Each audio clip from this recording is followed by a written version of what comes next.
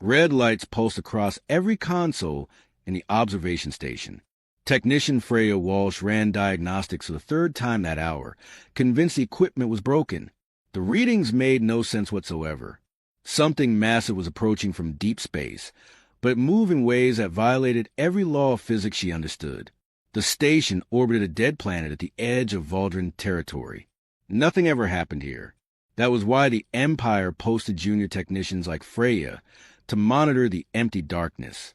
She had expected months of boredom, followed by a transfer to somewhere more interesting. Instead, her equipment screamed warnings about an impossible object traveling faster than light without using quantum gates. Station command, this is observation post 772. I need someone to verify these readings. Freya transmitted her data to the nearest Imperial facility 3 light-years away. Response would take 6 hours minimum. The object decelerated. Space itself rippled like water as something enormous dropped out of faster-than-light travel. Freya's visual sensors captured the moment, and her breath caught in her throat. The ship was beautiful in a terrifying way, angular and sharp. Its hull seemed to drink in starlight rather than reflect it. Strange symbols covered its surface, geometric patterns that hurt to look at directly. The vessel was roughly the same size as a Valdran battlecruiser, but its design suggested completely different engineering principles. Unknown vessel. This is Valdran Observation Station 772. You are in Imperial space. Identify yourself immediately. Freya's voice shook despite her attempts to sound authoritative. Static filled her speakers. Then words formed, translated by her computer, but clearly originating from an unfamiliar language. Valdran Station. This is Human Exploration Vessel Pathfinder. We come in peace. We seek information about the current political situation in this region. Human. The word triggered memories from basic training. Earth. Sol system. Quarantined 600 years ago for being too primitive and too aggressive. Humans weren't supposed to be anywhere near this sector. Pathfinder. Humans are restricted to designated quarantine zones. Your presence here violates Galactic Council protocols. Return to your home system immediately. Silence stretched for several seconds. Then a new voice came through, older and weighted with authority. Station technician, I'm Commander Isaac Okonkwo of the Pathfinder. With respect, we don't recognize the authority of a council that imprisoned us without trial or representation. We've been monitoring this region for some time. We know the Valdran Empire controls this territory. We're here to establish diplomatic contact. Freya felt panic rising. This was beyond her training and authority. Commander, I'm required to report your presence to Imperial forces. They will respond with military assets. We understand. That's actually why we chose this approach vector. We want to be seen. Hiding would suggest hostile intent. We're being deliberately obvious. The logic made sense, which somehow made everything more unsettling. Humans were supposed to be primitive. The historical record said they barely achieved orbital flight when the quarantine was established. Yet here was a ship that traveled faster than light using unknown technology, operated by people who spoke of long-term surveillance and diplomatic strategy. Freya initiated emergency protocols. Warning beacons activated throughout the sector. Imperial patrol fleets would converge on her position within hours. The Valdran military took border security very seriously. Commander Okonkwo, Imperial forces are en route. I recommend you withdraw before the situation escalates. We'll wait, the commander replied calmly. We've come too far to turn back now. 3 hours later, Freya watched 20 Valdran warships emerge from quantum space. The patrol fleet formed a defensive sphere around her station, weapons powered but not yet targeted. The flagship, Eternal Dominion, took position directly between her station and the human ship. Admiral Roth Kalem commanded the response fleet. His voice came through on official channels, addressing both Freya and the human vessel. Unknown ship claiming to be human. This is Admiral Kalem of the Valdran Imperial Fleet. You are ordered to power down all systems and prepare to be boarded. Resistance will be met with overwhelming force. Commander Okonkwo's response was infuriatingly polite. Admiral Kalem, with respect we decline. We're willing to meet with your representatives aboard our ship or neutral ground. We're willing to share information about our capabilities and intentions, but we will not surrender our vessel or crew. Freya watched the tactical displays. The single human ship faced 20 Valdran warships. The power difference was absurd. Okonkwo had to know he couldn't win a fight. Admiral Calum clearly thought the same thing. Commander, you have 30 minutes to reconsider. After that, we will disable your ship and take you into custody by force. Admiral, before you commit to that course of action, I suggest you scan the surrounding space more carefully. Pay particular attention to quantum signatures within 5 million kilometers of your current position. Freya ran the scan Okonkwo suggested. Her blood turned to ice. The space around the patrol fleet was filled with stealth signatures. Hundreds of them. Ships that had been invisible until Okonkwo pointed them out. They weren't hiding anymore. They were revealing themselves deliberately. 200 human vessels materialized around the Valdran fleet. Each one appeared suddenly as their stealth systems deactivated. The patrol fleet was completely surrounded. Admiral Calum's voice lost its confident edge. How long have you been there? We've been shadowing your patrol for 6 days, Admiral. Okonkwo explained. We could have approached you anywhere, anytime. We chose this location because it minimized risk to civilian installations. The observation station has 1 person aboard.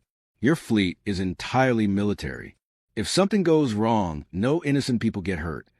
Freya realized with growing horror that the humans had been protecting her. They had deliberately chosen a confrontation site where she was the only potential civilian casualty, and they positioned themselves to draw fire away from her station. You've been watching us for 6 days, Calum repeated slowly. Your stealth technology is that advanced? Our everything is that advanced, Admiral. We've had 600 years to develop in isolation while you forgot we existed. We used that time productively. The tactical situation was obvious to everyone. The Valdran patrol fleet was outnumbered 10-1 and caught completely by surprise. But Okonkwo made no threatening moves. The human ship simply maintained position, weapons visible but not locked. What do you want? Admiral Calum asked finally. To talk, Okonkwo replied. Just talk. We don't want war. We don't want territory. We want the galaxy to understand that humanity is no longer the primitive species you locked away. We're spacefaring, technologically advanced, and determined to be treated as equals. We're hoping the Valdran Empire will be the first civilization to recognize that reality peacefully. Freya listened to the exchange with a growing sense that history was pivoting around this moment. Everything the Empire believed about humans was wrong. Everything they assumed about the balance of power was outdated. The question was whether pride would prevent adaptation, or whether wisdom would triumph over tradition. Admiral Calum made his decision. Commander Okonkwo, I'm ordering my fleet to stand down. Let's talk. The conference room aboard the Pathfinder looked nothing like Admiral Calum expected. Human ships apparently prioritize function over decoration. Metal walls, simple furniture, and display screens showing tactical data. No art, no symbols of authority, no wasted space. Commander Okonkwo sat across from Calum with 2 other humans.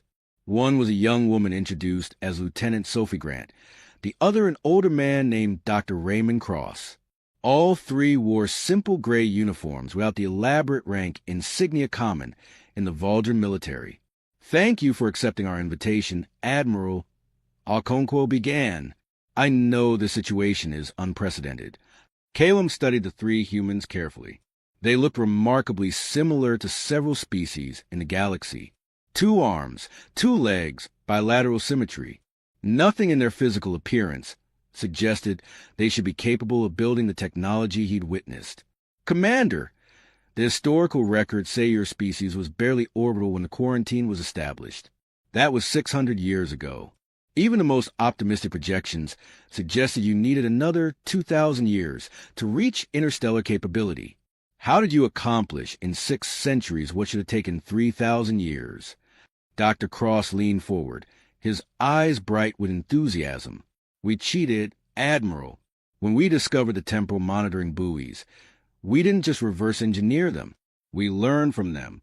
Your council left us a technology sample that showed us what was possible. We use that knowledge to skip entire generations of incremental development. You stole our technology, Calum said flatly. We learned from it, Okonkwo corrected. There's a difference. We didn't copy your quantum drive designs. We studied the principles and developed our own approach. Our ships don't use quantum gates.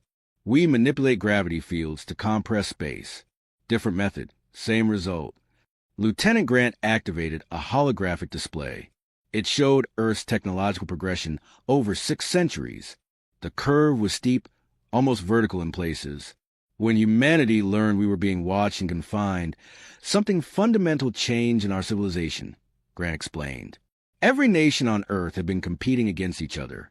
Suddenly we had a common cause, an external challenge that united us. You formed a single government? Calum asked. Eventually. It took decades of negotiation. But yes, Earth unified under a single authority with one primary purpose. Ensure humanity would be strong enough to defend its freedom when the rest of the galaxy finally noticed us again. Dr. Cross pulled up different data. We dedicated 30% of our entire planetary economy to space development for 400 years. Every human alive contributed to building our fleet. Every scientist worked on advancing our technology. Every engineer focused on practical applications. We had no choice. We either became strong enough to defend ourselves, or we remained prisoners forever. The scale of commitment shocked Calum. 30% of an entire planet's resources for 4 centuries. The Valdran Empire spent perhaps 5% of its economy on military development, and that was considered excessive by some. You bankrupted yourselves building weapons, Calum observed. We invested in survival, Okonkwo replied. And we didn't just build weapons. We built infrastructure. 34 colony worlds, each self-sufficient and defensible. Research stations throughout our territory. Manufacturing facilities that can produce everything we need. We're not dependent on anyone for anything essential. Lieutenant Grant changed the display again. This time it showed human colonies scattered across 18 star systems. Each one located in defensible positions with clear supply lines and mutual support capability. We studied military history extensively, Grant said. Every successful empire eventually overextended itself. They claimed territory faster than they could effectively defend or administer it. We deliberately avoided that mistake. We grow slowly. We consolidate. We ensure every colony is viable before establishing the next one. Admiral Calum recognized the strategy. It was sound, perhaps too sound.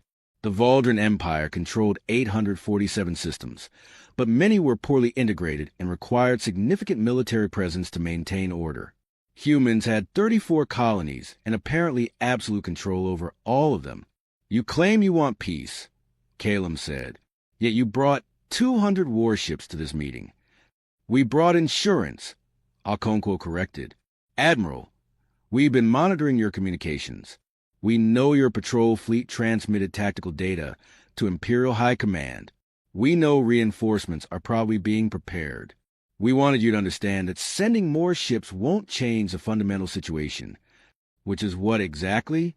That humanity is no longer a species you can control through military force. We're not claiming we could defeat the entire Valdran Empire. We're saying the cost of conquering us would be higher than any benefit you gain. We've made ourselves too expensive to be worth the effort. Dr. Cross nodded agreement. Economic theory applies to warfare, Admiral. When the cost of conflict exceeds the value of victory, rational actors choose negotiation. We're hoping the Empire is rational. Calum felt insulted by the implication that humans had made themselves not worth conquering. The Empire had never based decisions on mere cost-benefit analysis. There were principles involved. Order, stability, the natural hierarchy of civilizations. Yet he couldn't deny the logic. If humans truly had the capability to inflict serious damage on Imperial forces, the price of absorbing their 34 colonies might indeed exceed the benefit. What are you proposing? Calum asked. Formal recognition of human sovereignty over our claimed territory. Trade agreements on equal terms. Cultural exchange if both sides are interested. And most importantly, A mutual non-aggression treaty. We leave you alone. You leave us alone. We cooperate where interests align and compete peacefully where they don't. The Empire doesn't negotiate with species as equals, Calum said. We have member civilizations, and we have primitives outside our borders. There's no third category. Okonkwo smiled slightly. Then create one admiral, because we're not going to fit into your existing boxes. We're too advanced to be dismissed as primitives. We're too independent to become members. You need a new category. Call us whatever you want.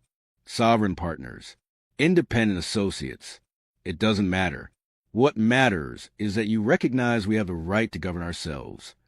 Lieutenant Grant spoke softly. Admiral, we know this threatens the Empire's self-image.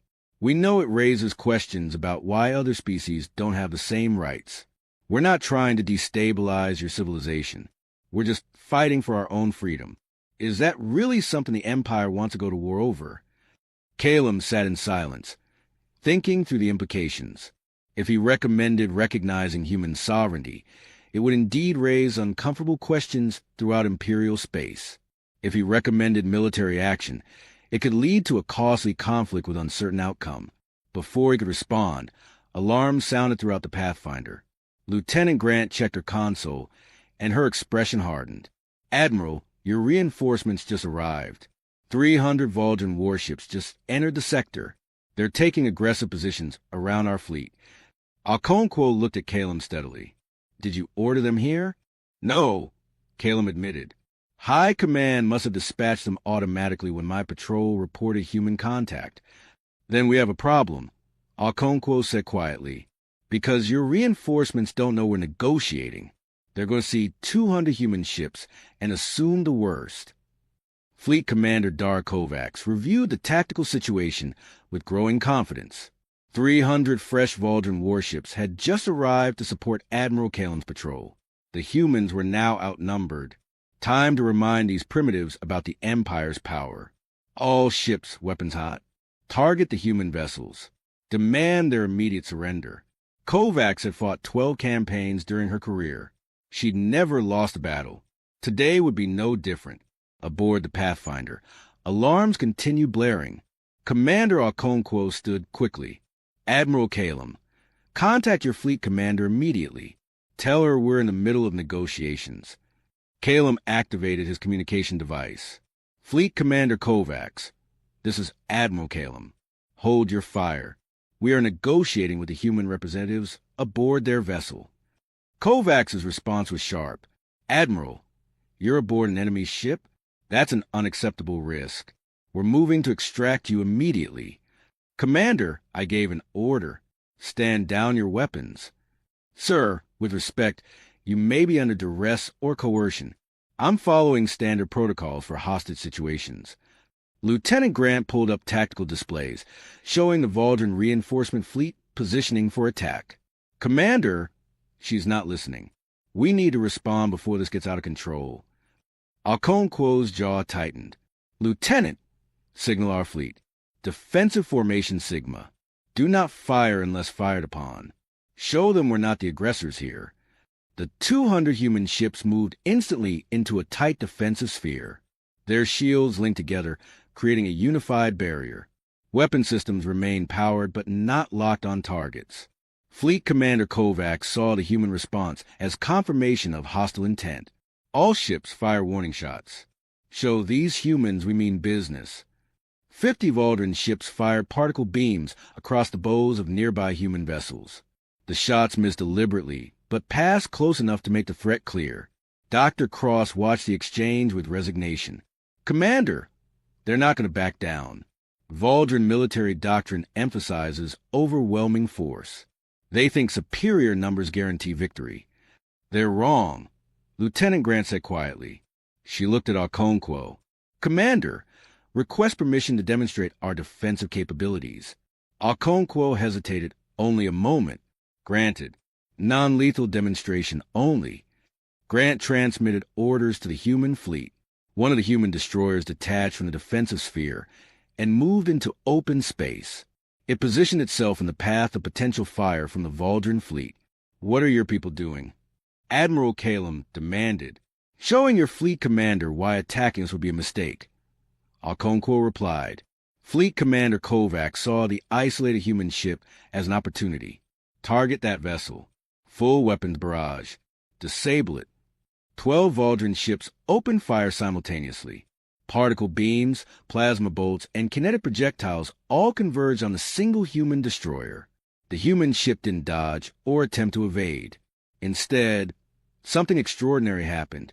The space around the destroyer rippled and bent. Every weapon strike that should have hit the hull was redirected harmlessly away, deflected by some kind of gravitational manipulation. Not a single shot made contact.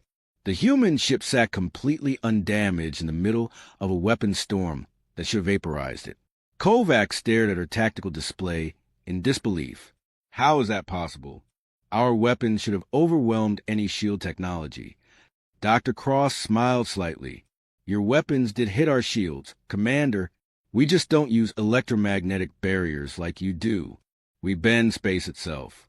Your attacks literally miss us because we curve the trajectory of incoming fire around our hull.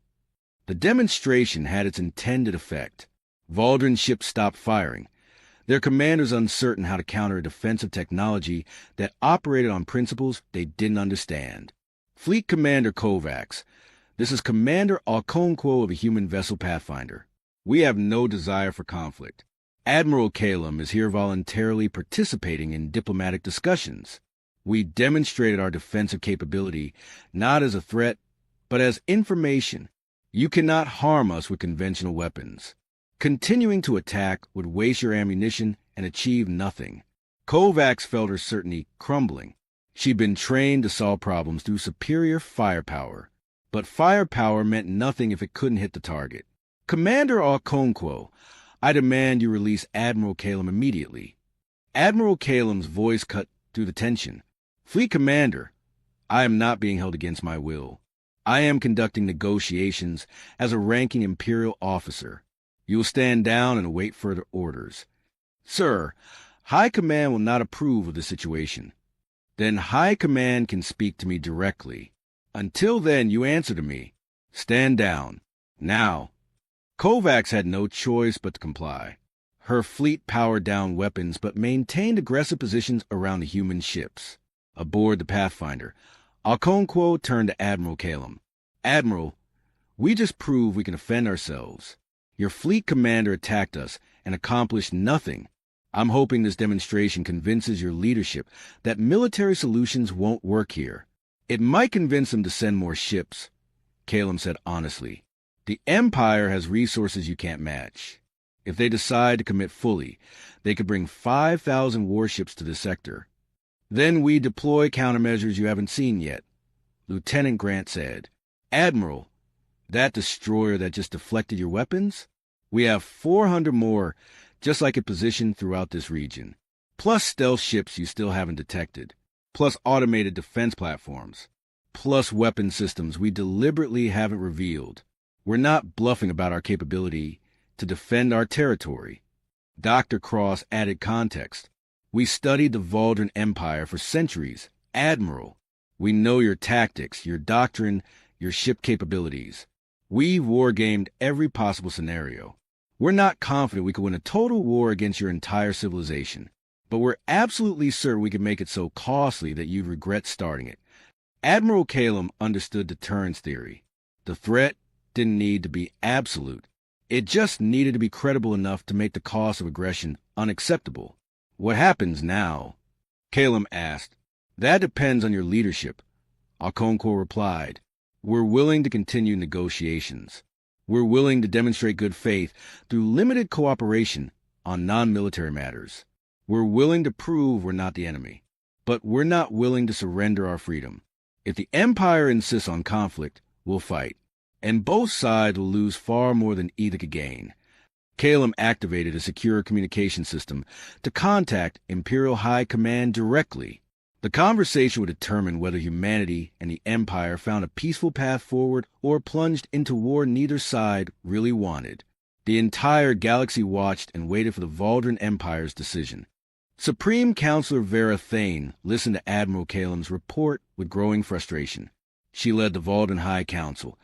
the governing body that made decisions for 847 star systems. No problem had ever seemed too large for the Empire to solve through military force or diplomatic pressure. Until now. Admiral, explain to me again how 200 primitive human ships defeated 300 of our finest warships without firing a single shot. Calum's voice came through the secure channel with unusual humility. Supreme Counselor, they didn't defeat us. They made attacking them pointless. Their defensive technology operates on principles we don't understand. Our weapons simply cannot hit them. Counselor Marcus Reed spoke up from his position at the council table. Then we overwhelm them with numbers. Send 5,000 ships. 10,000 if necessary. Eventually they'll run out of power or make a mistake. Counselor Reed, they've had 600 years to prepare for exactly that strategy, Calum replied. They've studied every military campaign in our history. They know how we think and how we fight. They position automated defense platforms throughout their territory.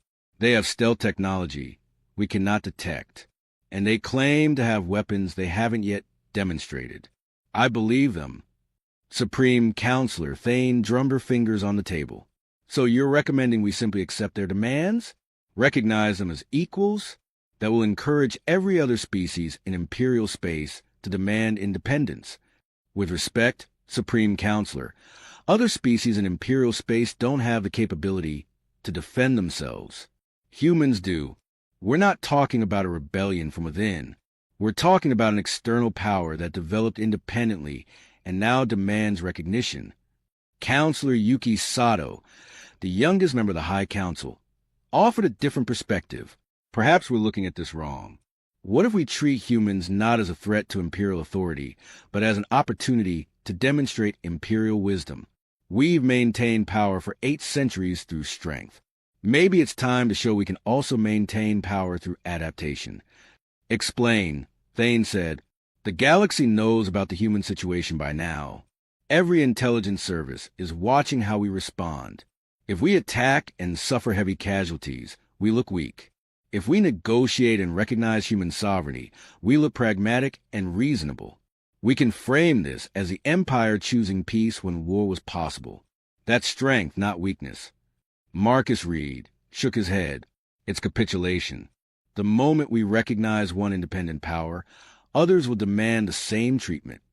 Then let them demand, Sato replied, and we evaluate each case on its merits.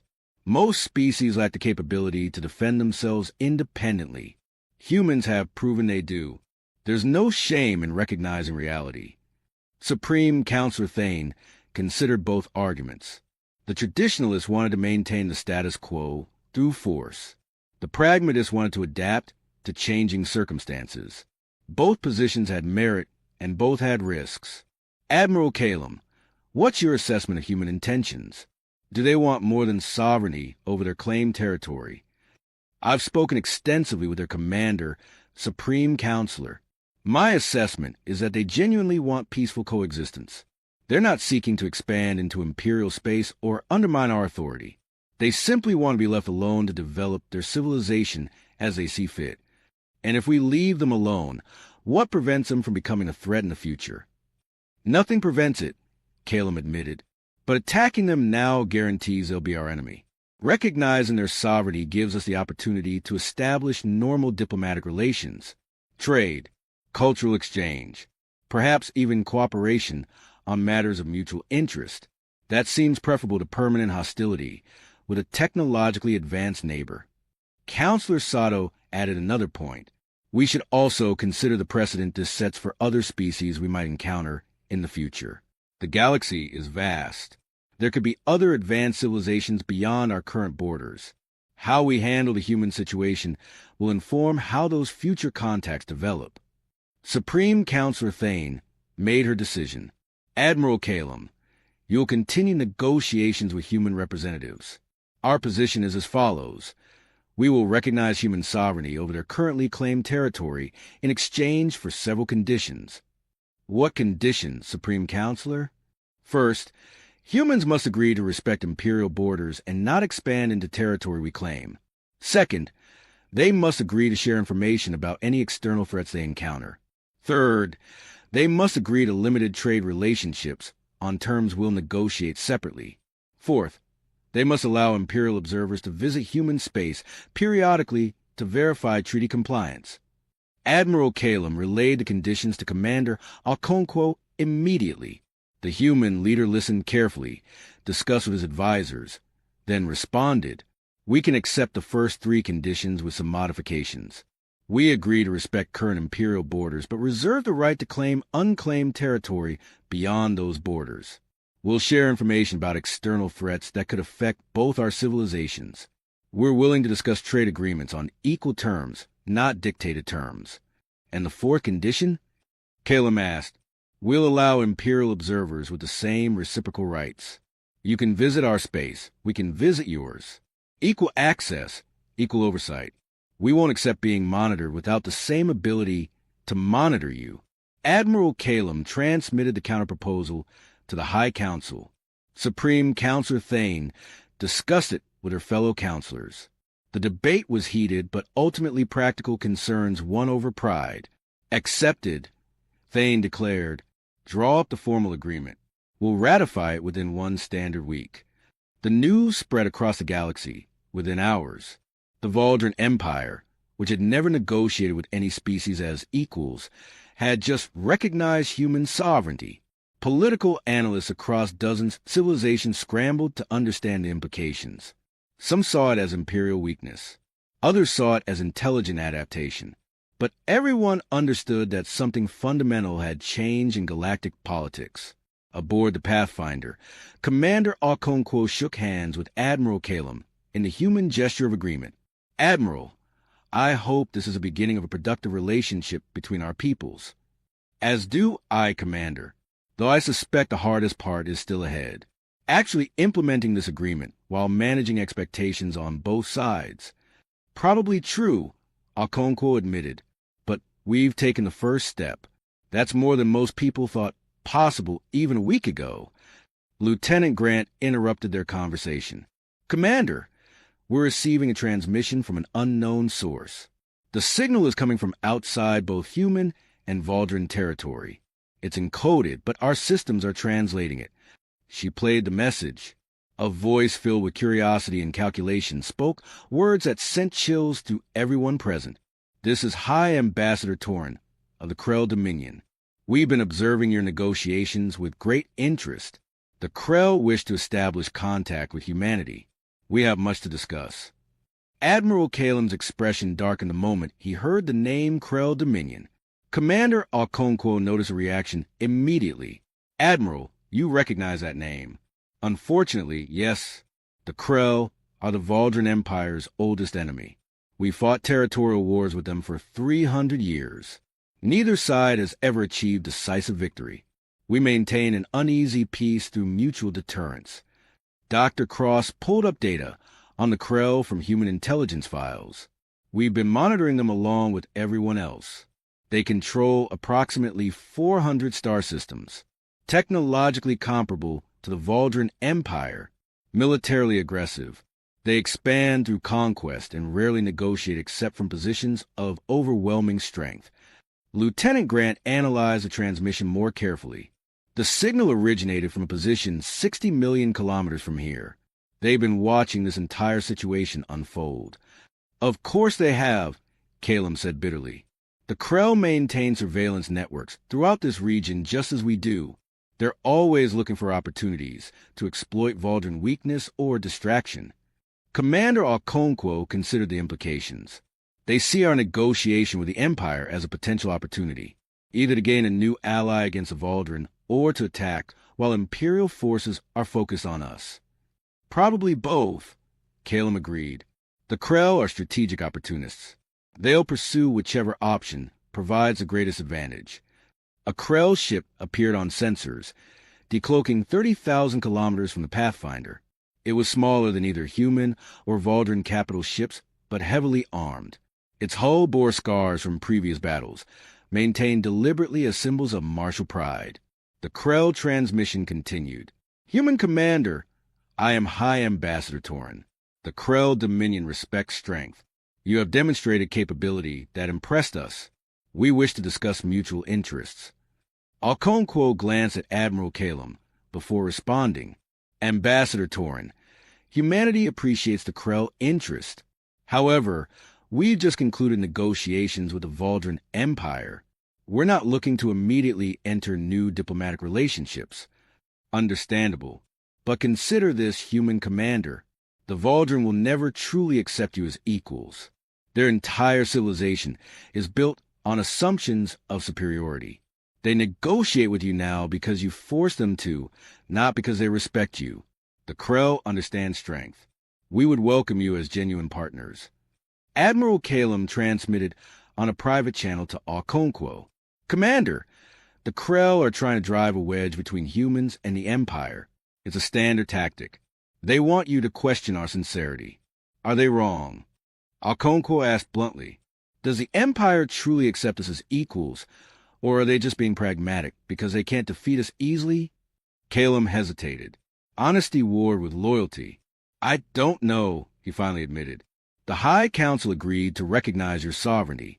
Whether they'll honor that recognition long-term or look for ways to undermine it, I can't say with certainty. Commander Okonkwo appreciated the honesty.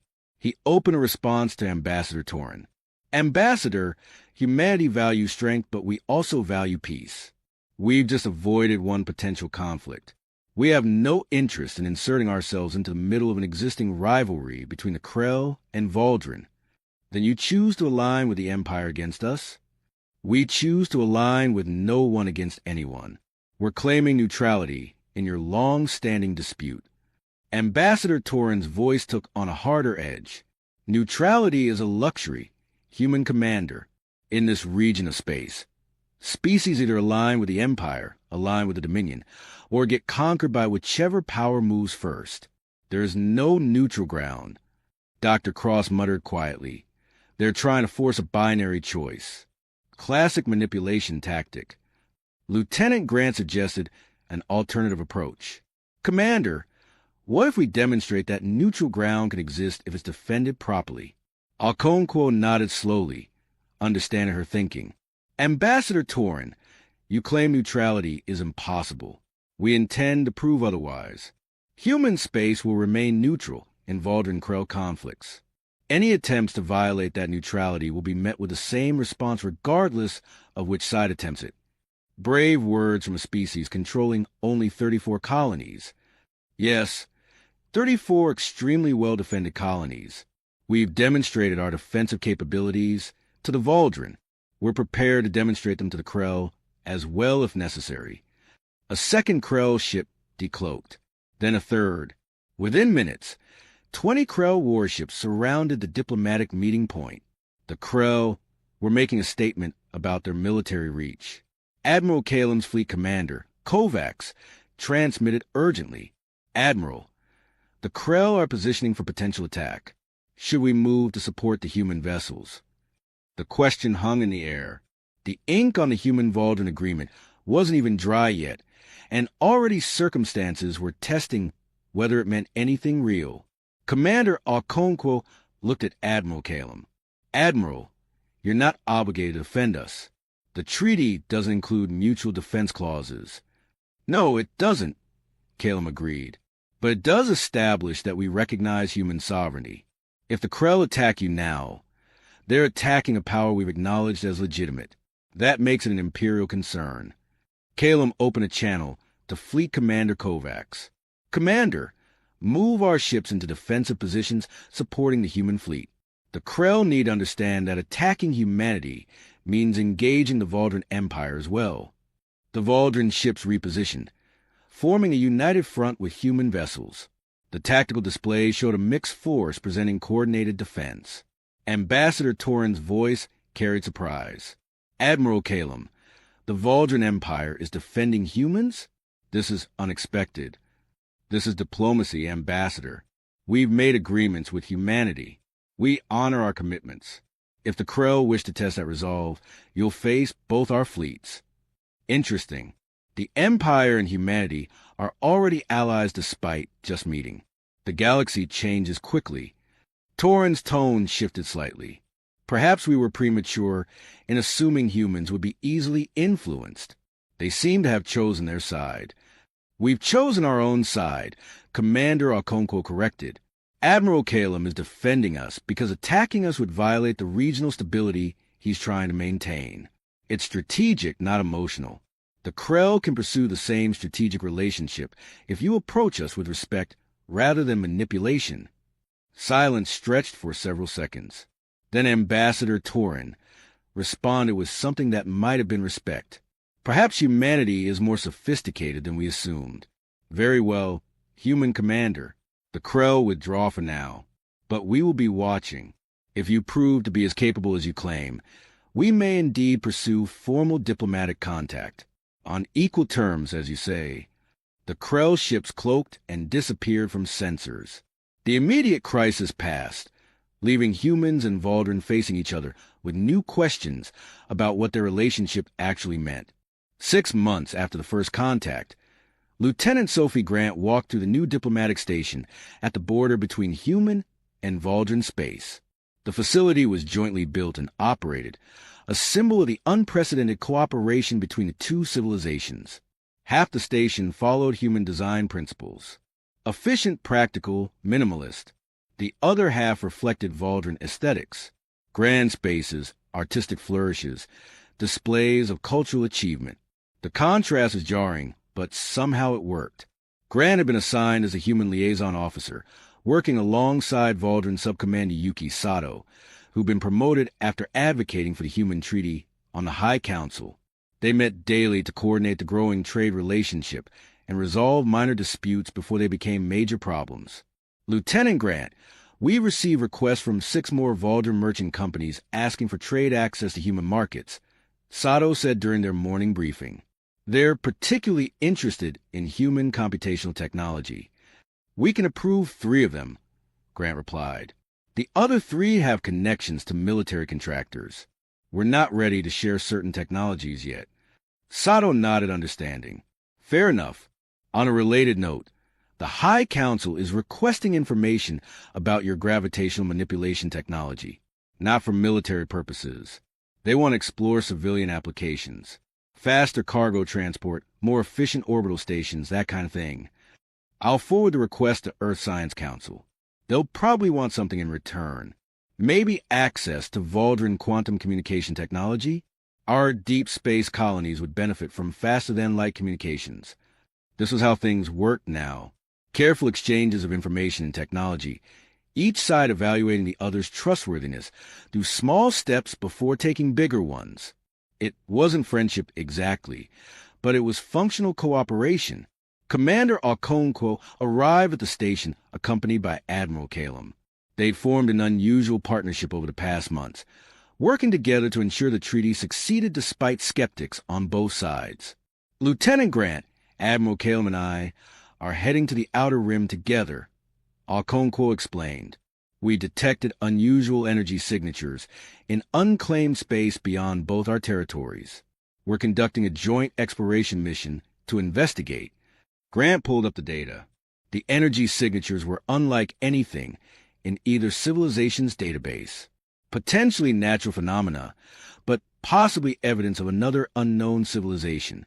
Shouldn't you take separate expeditions? Grant asked. Maintain your independence? Admiral Calum smiled. We could, but combining resources makes more sense. 1 human ship with advanced sensors, 1 Valdrin ship with superior long-range capability. We cover more ground and share discoveries equally. It was a small example of something that would have been impossible 6 months ago. The mental shift from viewing each other as rivals to viewing cooperation as mutually beneficial was happening gradually across both civilizations. Not everyone accepted the new reality. Back on the Valdrin homeworld, traditionalist factions in the Senate argued constantly that recognizing human sovereignty was a mistake that would haunt the Empire. They demanded the High Council find ways to undermine human independence. Similarly, on Earth, nationalist groups protested that any cooperation with the Empire was betraying human independence. They wanted complete isolation, refusing all contact with galactic civilizations until humanity was strong enough to dominate rather than merely defend. But moderates on both sides were winning the political arguments, if barely. The benefits of cooperation were becoming too obvious to ignore. Valdran merchant companies were profiting from human trade. Human colonies were gaining access to imperial scientific knowledge. Both militaries were learning from each other's tactics and technology. Sub-Commander Sato received an urgent transmission during the meeting. Her expression shifted from neutral to concerned. "We have a situation.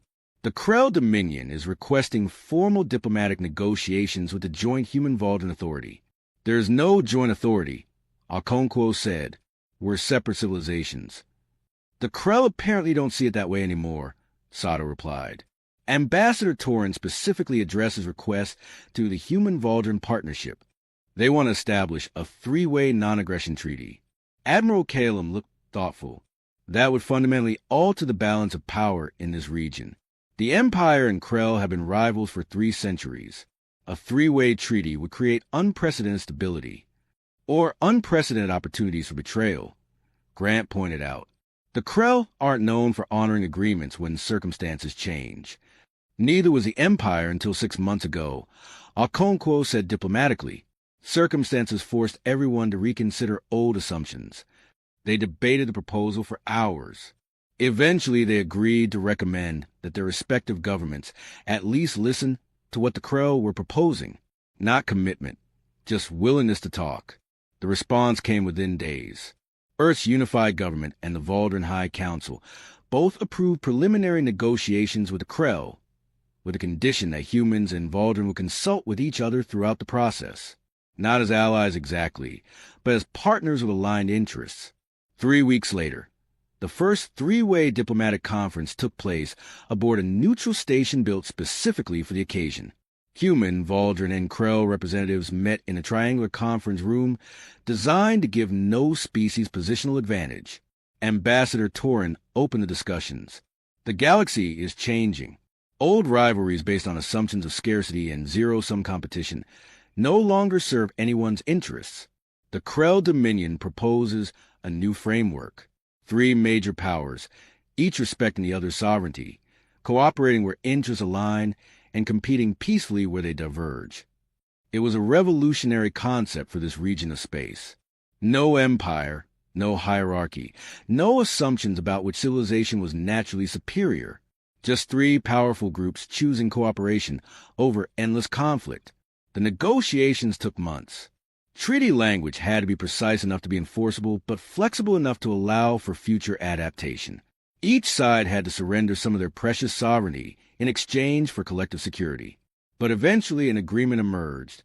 The Treaty of 3 Powers established formal borders, outlined trade relationships, created dispute resolution mechanisms, and most importantly, committed all 3 civilizations to defending each other against external threats.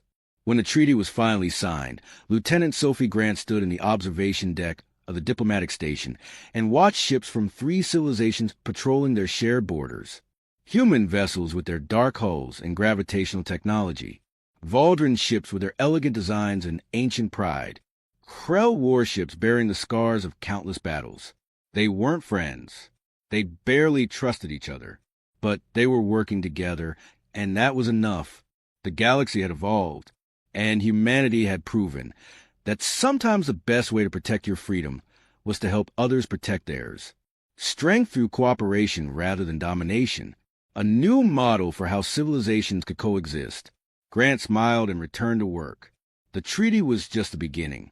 Now came the hard part.